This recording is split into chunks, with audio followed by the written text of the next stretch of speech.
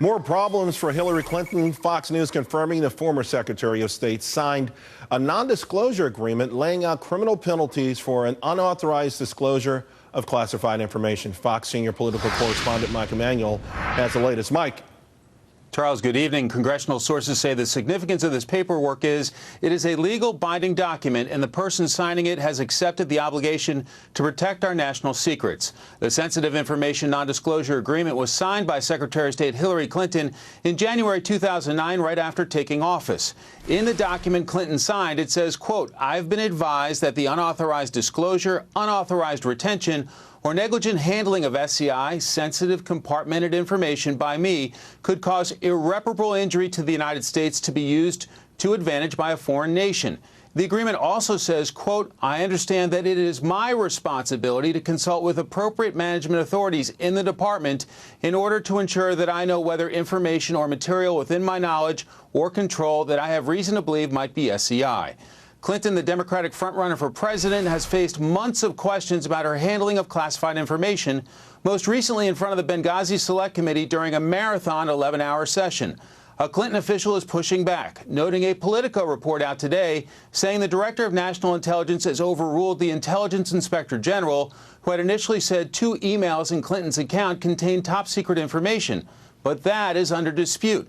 At the State Department, spokesman John Kirby said the fight over classification is ongoing. We don't believe that they should be classified at that level, and that and we've again made our case pretty strongly about both of them. But as far as we know here at the State Department, there's been no final decision made by the intel community on that.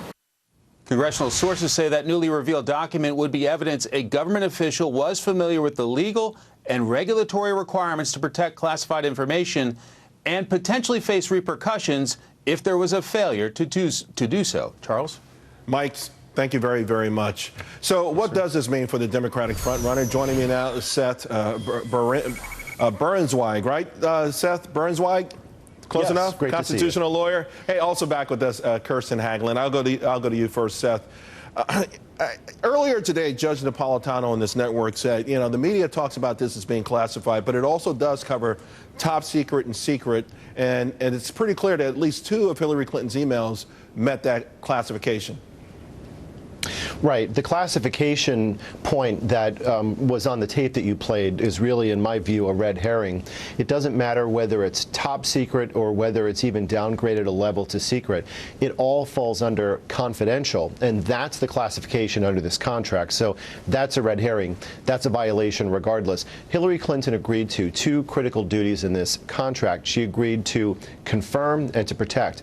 An affirmative duty to confirm whether this was confidential, protected information that was sensitive, and a duty to protect it from cyber attacks.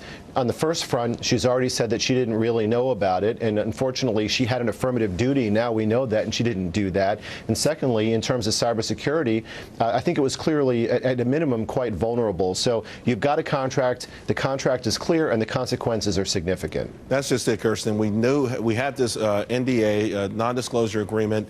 Many would say this is a smoking gun, or certainly a part of a smoking gun. It may be, but I don't think it's really a game changer in this whole process, because a lot of people were operating under the assumption that this document did exist and she did sign it, because many top officials do. So the fact that now it exists, that's great. It's always good to have things in writing and on paper, but we already kind of thought it was there. You know, what the concerning thing is, and I think most Republicans say that they already know this, is the fact that it shows that Hillary Clinton either felt that she didn't need to go to upper management, she didn't need to go anyone else to decide what was classified. She could figure that out on her own. And secondly, that she probably didn't exercise the best judgment or discretion when, you know, disseminating emails with that kind of information. So it's bad news for her trust factor, the trust factor, well, but Republicans already don't trust her. Well, it's already hit. Democrats are having a hard time trusting her, too. But here's the thing, Seth. Whether you claim ignorance or arrogance, are either one an excuse to break the law?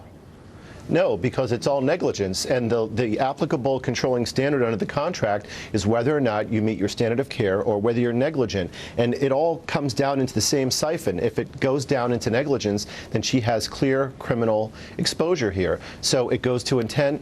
It's a clear contract. Look, there are two kinds of contracts, generally speaking, ones that are ambiguous and fuzzy and those that are clear. I've read the contract. It's pretty clear. So this was an obligation. It shows intent, and I really do think that it really is a very significant development. Right. All right. But at the end of the day, the FBI is conducting this investigation, but the DOJ has to decide to prosecute, and I don't think that's ever going to happen. So, well, maybe she'll be prosecuted in the court of public opinion. It brings it closer. All right, it does. It absolutely does. Thank you both very, very much. Carly Fiorina, she faced off with the ladies of The View today, speaking to the women who called her smile demented and said that her face was worthy of a Halloween mask parody. We'll discuss it next.